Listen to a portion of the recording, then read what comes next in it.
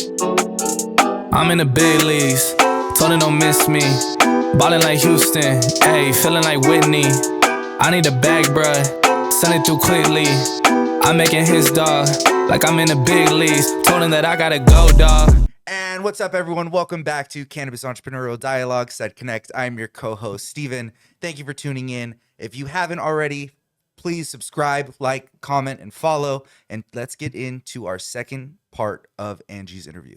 Yeah, it's funny. With sales, you can sell anything. At the end of the day, it's always going to be the people business. I could sell a car, I could sell, Sharpies, I could sell testing. It's just the people business. And so being able to have that personable relationship is key. There's going to be a lot of people that don't know what they're doing when it comes to testing. So you are their consultant. You could be their confidant when they're running into issues that they don't want everyone to know. They're like, hey, I've got this really bad mold problem. Like, what do I do? Give us that story. So actually, I did have a huge client back in the day, and they were one of our key accounts. And we did a ton of testing, but then we started seeing a lot of mold. And we were like, yo, like, you got a problem. And they were like, it's impossible. We've been having the same method and da-da-da-da for years and years and years. There's no way that... But see, that's the point. Like, how did that same method go from 28 to 35%? But that's besides the point. But all right, well, go ahead. I'm saying though, I agree with you. Like the process, like everything, we've never had this issue. Why all of a sudden we have this issue? And it's like, well, it's not our fault, but we'll definitely help you find out.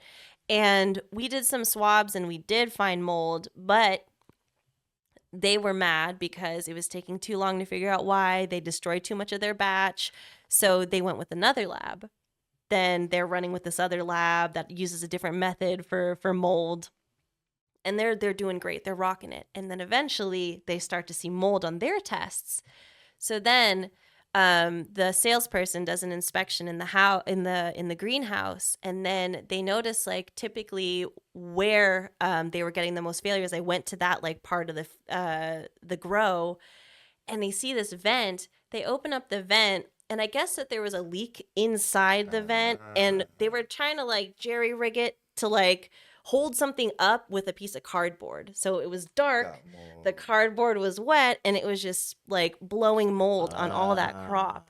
So, and I've done like, pesticide swabs throughout facilities, and I'm seeing like a ton of pesticides, and I'm able to see like, dude, you have like an open door from the city and you have a fan like blowing directly onto the crop, and so we're like swabbing the fan, we're swabbing the doorknob, we're swabbing the vent. Like CSI for yeah, it's kind of fun. Huh? That's cool to like think of it like that, because I've heard stories too where like different farms out there, like there's so much regulation with what can be used to grow, which is completely different from like your regular farms, like your lettuce farms that are out in Salinas, or the tomato farms. And all these different farms can put whatever the fuck they want to make their crops grow, right? And if your cannabis grow is somewhere near that, like, oh yeah, you'll get drift. You'll get pesticide drift, and it'll affect your crop. It might come through the vents, which we used to see a lot of before, especially like in the more agricultural areas. Like a lot of the pesticide drops from the plains that pesticide will drift into the indoor crop, which is crazy. So we're being our like little CSI investigators helping out, and we're also trying to find more people to connect with and make good business with, and then like do partnerships with and host like really dope parties for a good cause and things like that. So the sales world is it's standard sales. You're making calls, you're meeting people, you're going out to see grows, you're going out to see like manufacturing facilities that make like chocolates. You're going home with all the chocolates. Like it's really cool. And it's like any sales role, it's just building those relationships, but make it cannabis. You mentioned home right now. What was the conversation when you went back home and said, hey, I'm going to start working for this cannabis company? Like, was there any reservations from your family? Like, you're going to do what now? Yeah. It was funny. I actually made a Facebook post, I think. I didn't even tell him. I was so nervous because, like I said, high level executive at this dealership. I was like, I felt like hot shit, but empty. And I made this Facebook post like, I'm finally pursuing my passion, da da da da. And then my group chat was like, Angeline, what is going on? What did you do? And my dad's like, oh, you're a drug dealer now, I see. I'm like, Where's your family from? So my parents are from the Philippines, Okay. and they moved to Washington State. Got Yeah, it. and then my Okay. brothers, we're all from Washington, but my older brothers are in New York, and my youngest brother's in Washington still. And they, for the most part, they were like, I don't know, it seems kind of weird, but we support you. Like, you Yeah, seem pretty that's set cool. on this, which I was grateful for. My mom was really weirded out. She was, she was like, is this safe? Is it legal? But, and it is, and it was legit. And then eventually, her views of cannabis had changed because I introduced her to a CBD. And so she Nice. was all about the topicals, the lotions. I'll Yeah. bring home like some yummy karma lotion and she'll be like, oh, what's that? I was like, can I have some? And so like every time I go to Yummy Karma, they give me a little extra and I give it to my mom and she loves it. Nice. Shout out Yummy yeah. Karma. Yeah. But yeah. Throw the logo up there. Yummy Karma. That's funny. But yeah, they eventually like they saw how well I was doing with it, and they support it. Cool. So I want to step in. So a lot of people come into this space or they want to get in as like a license owner, and they're like, oh, every product needs testing, right? So that should be the easiest business to jump into or the easiest license. How competitive is the testing space? And you said you briefly touched on that. One client just left and went to another lab Oh yeah. without saying anything because they thought you were the problem. So like, just highlight, is it all ponies and rainbows or is it pretty cutthroat in this testing space? Death ponies and Death ponies? dark rainbows. Yeah, no, it's brutal. It's very competitive. Because a lot of the times those test results will determine how well this product sells. And the price you can, mhm. how much you could sell it for. Exactly. If we're not hitting their expectations, then they're going to try out other labs and those other labs might hit higher and they'll just go to them, whether they're inflating it or not, because they need the numbers to be a certain thing. Or, if we're noticing high amounts of contaminants like paint thinners, like methylene chloride or something like that, and another lab isn't testing it, they'll be like, you know what? Go to the other lab, which is just like, what is important to you? Is it the Fits the safety of the agenda, product yeah. or is it just fitting the agenda and making you money, instead of actually finding the solution and where it came from?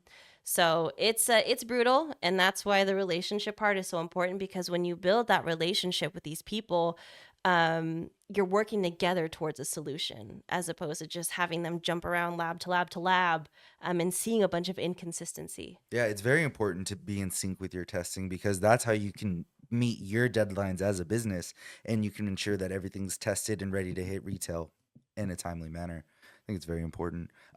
We talked about vapes. I talked about Mario Karts. Are vapes safe? Or give our listeners pause. the truth about vapes, because I know some truths, but I think it would be awesome coming from you. Yeah, that's interesting. It's interesting you asked that because I was on LinkedIn yesterday and someone was talking about how their friend, it's something like kind of like popcorn, like they had like a failing lung or something, and the doctor was like, it's because of a vape. Now I just read this on a post yesterday. yeah. There's no validity that I like have in here, but I think that there's a lot of things we're not testing for beyond our current scope of tests that we do that need to be looked at. Are vapes safe?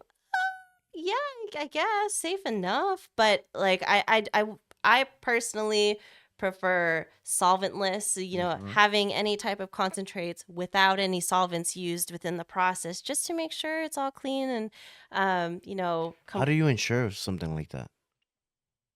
if If it's solventless or not? just the fact that it's solventless versus solventable, or however you would describe it. Full of solvents, all the solvents. Right. Any solvent we have. Solvent full. Because there have been times, like I'll never forget, I went to dispensary I forget which, and I wouldn't shout out the company, but I forget. I got I had some like wax, and I was dabbing it, and I was like, this tastes just like straight butane, just straight butane. And it was so funny. I went to the retailer and I was like, this tastes like butane. And they were like, well, you already bought it. And I was like, there's something wrong here. And they were like, well, it's safe. And I was like, let me see the COA. And they're like, what is that? What's a COA? What's a COA? And I was like, oh my gosh. So But what is a COA?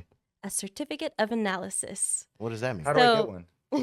So a certificate of analysis, it is just a whole gamut of tests that you have to do before your product can go legally to market. So we run a bunch of tests. It's like a potency test, pesticides test, residual solvents test to see if there's any like residual solvents, heavy metals tests, mold tests, and then depending on the product, maybe we do water activity or moisture content. And once you pass these gamut of testings that has like very specific criteria of how much is allowed within the product, whether it is or isn't allowed, then that determines if your product can go on the shelves or not. If it fails, you either have to remediate, which is like get rid of the problem and turn it into another product, or use a different method to be able to make it safe, or you have to destroy your entire batch. What's an example of remediating a failed product? A lot of times, like I recently had a client who had pre-rolls and they had their moisture content and water activity was too high. And when the moisture content, the water activity is too high, it essentially is like a breeding ground for mold.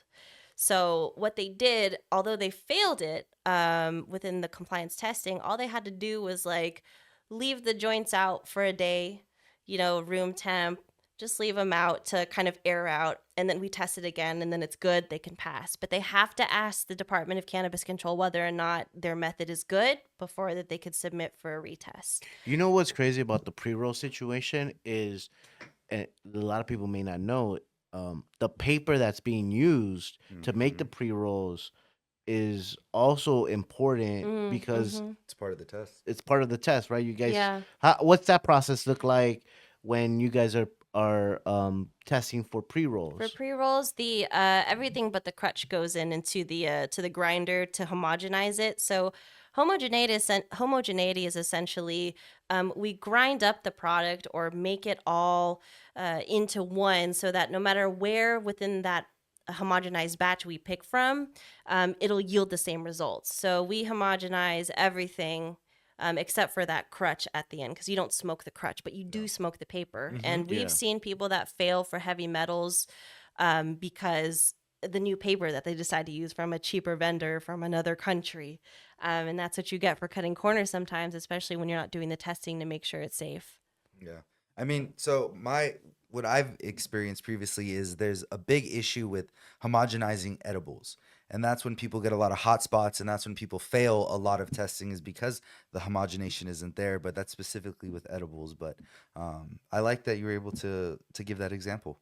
Yeah, no, and it's so true. With edibles, sometimes like we'll have clients will be like, well, you tested my stuff last week and it was on par, but we'll find like, okay, well, this cookie, we like did a homogeneity test.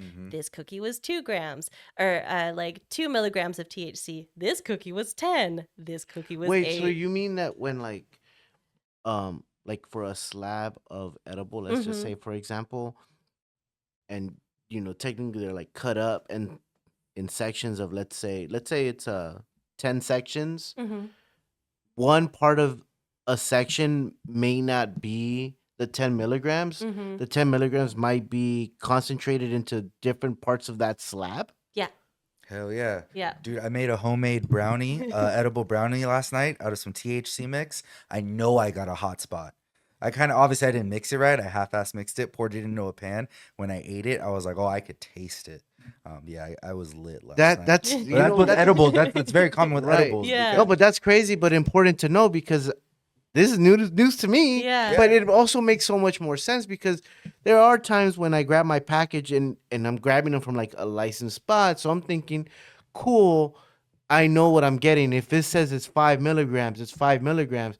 But then there's times where like I'll grab my 5 milligrams and 1 5 milligram it's like, okay, I'm good. But then the other 5 milligrams, like, wait, You're like, that oh, was a Yeah. little bit heavier. And Yeah. that shouldn't happen in the legal space. I'm not going to say that it does, but cooking is cooking. Um, I would say that the easiest way a lot of edible companies are going are the single slabs, like the pucks.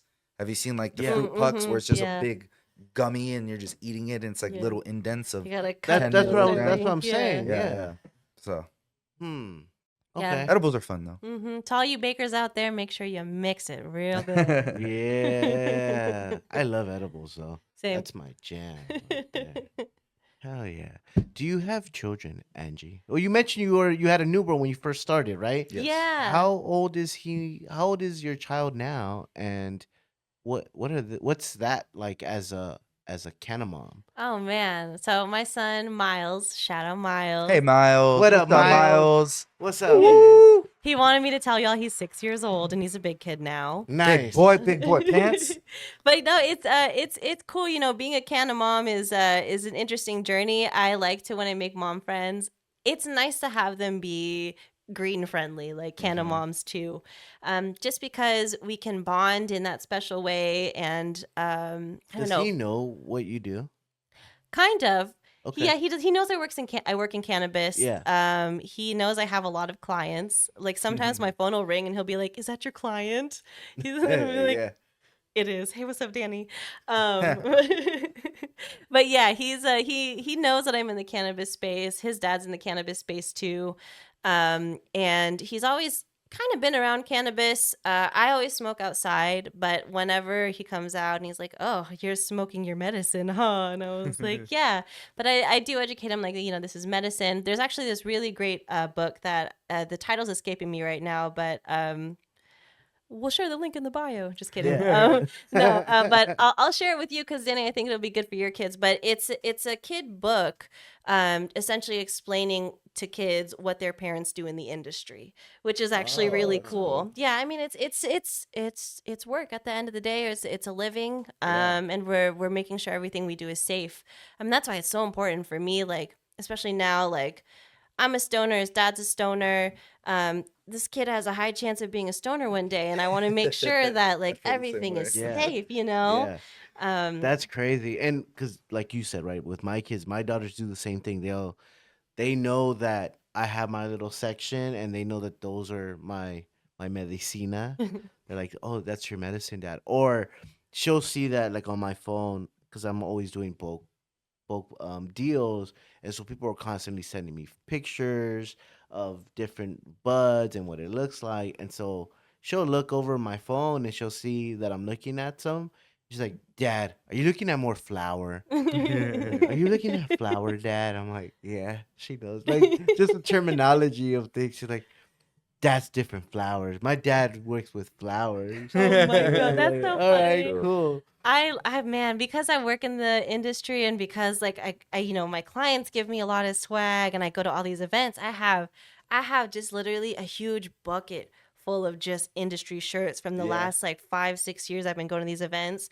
And like they'll be my workout shirts or like I'll wear my Encore gear and I go to pick Miles up and I'll have like this cushy punch sweater I love, but I'll be like, "Hey, what's up? How you doing?" Like I'll just like hide like the weed leaves and then like I like practice and things oh like my that. gosh, this kid. So I love Cushy Punch. They're amazing. They're one of my favorite clients ever. And they gave me like a bunch of like boxing gloves, like small card mirror Nice. ones, real big ones. And so I had brought some home and my son, like he grabs like the small ones and I was like, no, no, no, no, no. This is for mommy. This is not for you to play with because they have like Cushy Punch with the weed Yeah, leaf yeah. and stuff. And this boy sneaks it from the car and he puts it in his backpack really quick. And then I pick him up from school that He's day playing with later. them on school. His, like one of the ladies was like, "Hi, so Miles had this during show and tell, and it's not very appropriate. I just That's wanted to let funny. you know." And I That's was funny. like, "He wasn't supposed to have that. I'm so sorry." But yeah, it's interesting navigating just the real world being in like cannabis, because I feel that there is still that stigma, especially like where I live, where cannabis is I don't know, it's got a weird funky look to it from a lot of people. So I always try and be low key, but at the same time I'm proud of what I do, and so I'll still rep my shirts, but when I'm at the school I'm just like, hey, what's up? Honestly, as parents, it's best we educate our kids, because I'd rather have my daughter learn about cannabis from me than anyone else.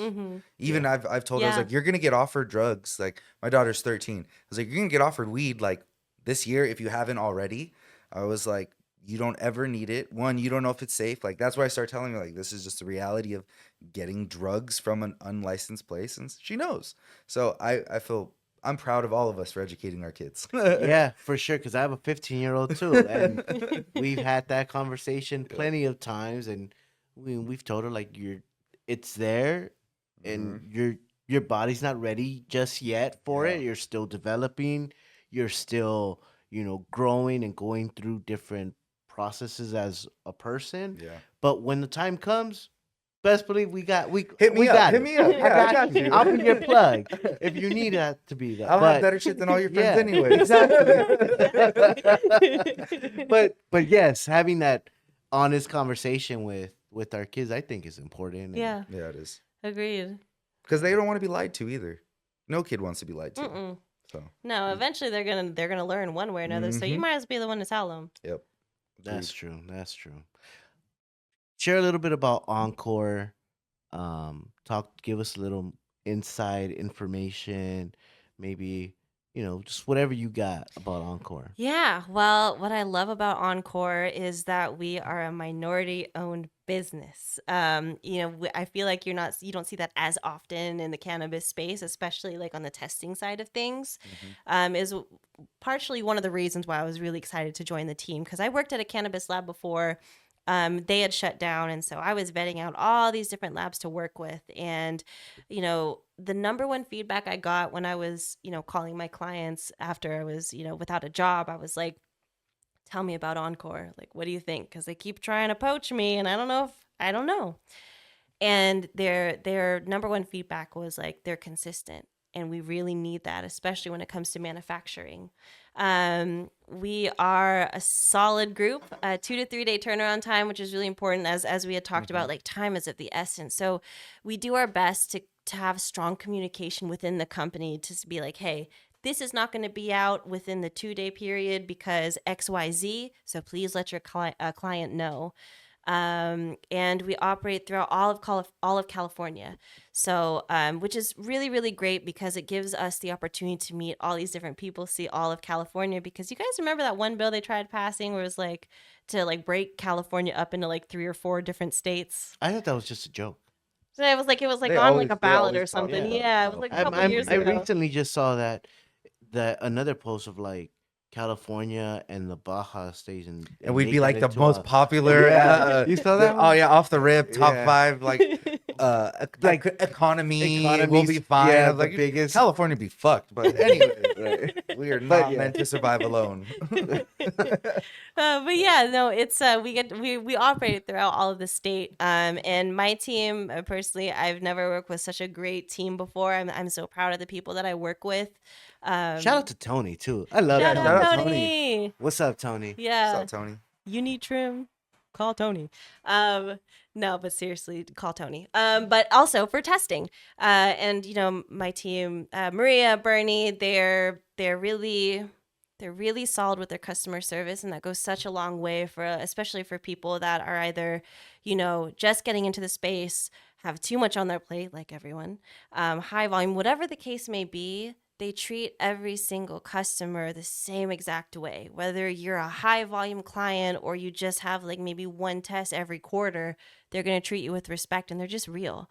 So to be able to work with some real people and get some real results, holla at Encore. So what is some advice you'd give to someone who wants to step into the lab space specifically? What's like 3 pointers you're like, all right, avoid this, do this, and don't do this? Okay. Don't make promises you can't keep, or you're not Facts. sure you can't keep, because people are really riding on your word when you say you can do something. And when you can't do something, it hurts their business and it hurts your reputation for sure. I learned my lesson in the past saying, yeah, we can get that out in a day, when really the lab is like, oh my God, we're way too busy. We can get that out in a day. It's a good tip. Yeah. That's real too, because Yeah, you're yeah. right. Like I remember back with the production level, like we were definitely counting on, like they said it was gonna be done, Yeah. and we would have people on our backs like, "Yo, where the res- we're You still know, waiting. We're people still are waiting." hiring or like they're bringing people on shift just twiddling their thumbs waiting for Yeah, results. Like it no, costs it's real. money. Yeah. And we've cost like we as in just like lab testing people in general, like in sales, you know, have cost people money because they bring on people in production, you know, going to do a bunch of labeling or something, Yeah, waiting for results, but they're not there. So don't make those promises you can't keep. Under promise, over deliver. That part. And I would definitely say don't compromise your integrity, no matter how much that price tag is that they're putting over your head. Don't compromise your integrity. At the end of the day, like we're doing this for the patients and for the consumers. This is not just for like us to make a buck, but people are consuming this, and this can have really bad long-term effects if you decide that, hey, if I can convince my boss that the dollar is enough, we can make a lot of money. If we pass something unsafe, it'll be worth it. It's never worth it. And 3, keep on keeping on, man. It's not going to be easy, but it's worth it. You know, keep making those calls, keep making those connections. Just keep going, because there's going to be a lot of times where you're just like, is this meant for me? Can I do this? This is brutal. Just keep going, because you never know who you're going to meet. It's really all about who you know in every industry, but especially in cannabis. It's all about who you know. When the last lab I worked for shut down, all my clients were like, Angie, do you need a job? Like, Angie, what can I do for you? Like, you need, you know, like you want to like do some brokering with me, like anything. And so the people, you know, they'll go a really long way for you because you did for them. nice. I have a question. I don't know if you may have the answer or not, but you hear a lot of like brands that are going out of state and working on different licensing deals.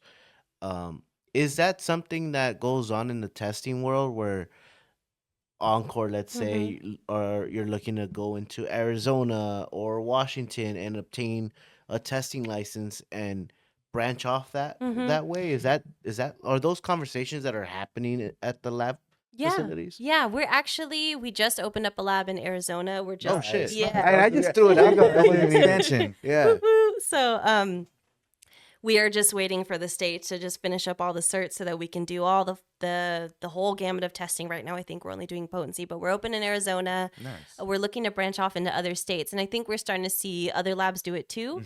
But because of how brutal the lab market can be, it's typically a lot of the larger scale labs that are doing you know, multi-state operating, and not so much the smaller ones.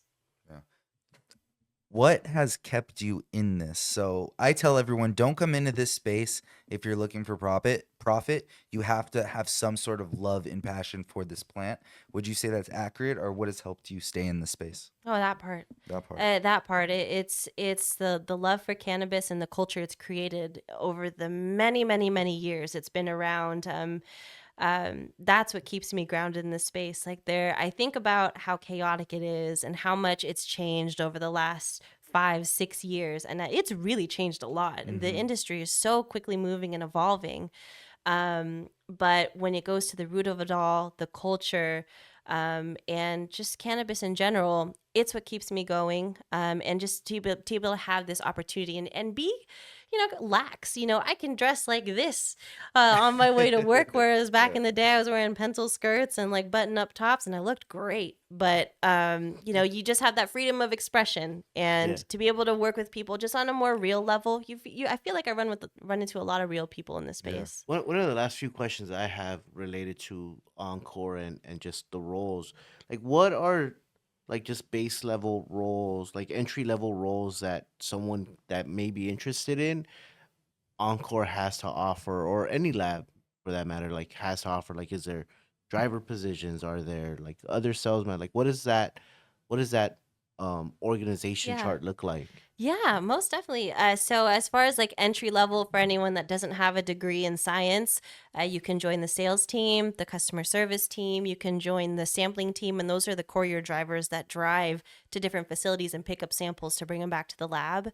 Those are all the positions that are entry level. And then the next level would be within the lab. So, if you have a degree in, any type of agricultural science, environmental science, or anything really, plant or cannabis related, or, whatever the case may be, science degree. Just if you have a science degree, yeah. chemistry, yeah. You can be a lab technician, you can be a lab lead. And there's actually one thing I did forget in the entry level. You can also work in the lab in the intake room. So they're the guys, they're receiving. They get all the samples that the courier drivers drop off, and then they homogenize everything and get them ready for testing. So they're the ones like using the They do blenders the to prep. The exactly. They're doing all the sample prep. That's a degree isn't required there, but for anything analytical or actually running the instruments, you will need at minimum a bachelor's degree, I believe, and then to go up higher, same thing except you'd have your master's or your doctorate. Okay, cool. Do you know if they offer like school, like, what's that, tuition reimbursement for folks that are entry level and they want to make that big step? Like, is that something that is offered within the, like, not necessarily Encore, like I said, but just in general that you've heard Yeah, of? in general, I think that there are a lot of labs that are willing to invest in their people to be able to grow and keep them, because it's nice to have people that actually know what they're doing and to invest in them and are passionate about it. So I do see that pretty often. Nice. That's cool. That's cool. You got any shout outs? I got one more question go at the ahead. end, and I'd love you to be included in this Me? answer. Yeah, you too. Oh, snap. Okay, let's do this. What do you see? What is your end goal, big vision for the cannabis space? Like, I have my own thing that I'm looking for and that I see and then envision that keeps me going.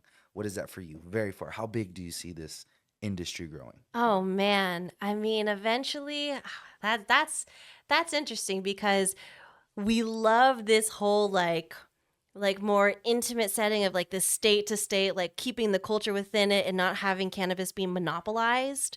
However, it would be nice to see some interstate travel with cannabis. It would be nice to see safe access everywhere with cannabis. Really, for me, especially in the sector I work in, I would love to see lab testing standardization throughout all 50 states. So, not just California having their own regulations, not just Washington or any other state having their own regulations, but we're all doing the same damn thing so that we're not running into the issues we run into now in California, where this lab has different results in this lab and this lab. Because at the end of the day, we want to consume the same product. Like we want to make sure that this gummy slab is going to test the same in Arizona as it would for Florida. So that's what I see. Like bigger picture is lab Yeah. standardization throughout the nation. Nice. Ooh. Okay. I like that. Okay. Nice. Let's go, Danny. What you got? For me, I'm thinking of my business. Shout out Rolling Valley. Rolling Valley Distro Rolling RVD. Valley. Valley Distro RVD. With federal legalization like coming, I'm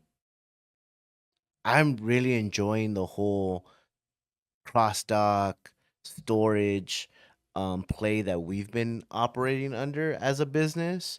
And so because we're in California, because where we're positioned, at least within the state, I'm excited to see like to be able to offer these types of services for other distribution hubs that are coming from out of state to be able to park their products at our facility and then just use that as a cross dock across the way because we're so centrally located off uh interstate right before going into the Grapevine, going into Central Coast California. Like we're positioned where it actually it would work for a lot of people. So I'm excited for that. Cool. I also want to add, I'm excited for when cannabis businesses are treated like every other business, and It's we a can great point. It's a we great can point. use banks, like I'd like to have a bank account, that please. would be very nice. Even on a Yeah. personal level too, right? Like because you run the risk of your personal account being shut down from receiving funds from a cannabis bank. Yep. Like that's a real risk that's there. Business owners get their account shut down all the time. Yeah. All the time. Yep. Don't I hear it? So that's a great vision. Yeah. What about you? What's your vision? Short-term vision, I'd love to see interstate commerce. Like, I'll be excited when you can get California weed in Florida, California weed in Alabama. Big thing is I'd love international commerce. Everyone's going to want California weed all over the world. You're going to be able to get it in Spain. You're going to be able to get it in Germany, the Netherlands. Like, when California weed is shipped everywhere, that's how big I see it, and that's what keeps me in it. And even there, we're positioned to hit freaking Mexico within 2 hours. Exactly. So That part. I'm just saying, crosstalk, baby. RVD. no, it's a great conversation. Yeah. Thank you for coming. Yeah. Angie. You have Thank any you guys. last shout outs that you'd like to give to the people? Or where can people find you? If there's brand, or manufacturing owners that are watching, how can they contact you and Encore, and how can you gain their business? Yeah. So IG at Stay Green Angeline. Follow me. You can find me there. You could also email me. I don't know. I'm going to point here. I don't know if anything's going to populate. Point here. Right there. Angie M at encorelabs.com. I will always respond. And if I'm slow, it's because I'm on the road, because sales, baby. And thank you to my team over at Encore for supporting me in my journey. This has been just a very fruitful journey for me when it comes to my journey in cannabis. And for anyone that wants to explore the space and be able to understand the business of all the different types of operators throughout the cannabis industry, highly recommend testing. If you ever have any questions, just hit me up, shoot me a DM. More than happy to help, because at the end of the day, it's all about the people. So people Nice. business. Yeah, baby. What about you, Steven? I'm gonna shout out my wife, my baby, and then my 2 puppies, Blaze and Indica. Yeah, man. There you go. Shout out Miles Oh. one last time. Oh, yeah. Shout out Miles and shout out to my man Jay. If everyone's listening, Mad Talented is his handle. He's got great music. I didn't know we were also doing that too. And my parents, thank you so much for supporting me. And my brothers, you guys are my rock. Okay. Nice. And as always, I shout out my girls, Dalia, Faith, Rosie. I love you, girls. Make sure you guys tap in, subscribe to American Cholo, subscribe to Said Connects, follow us on Instagram at CED_connects for more information on this episode, plus more to come. And with that being said, guys, thank you guys for tuning in. See you guys next week.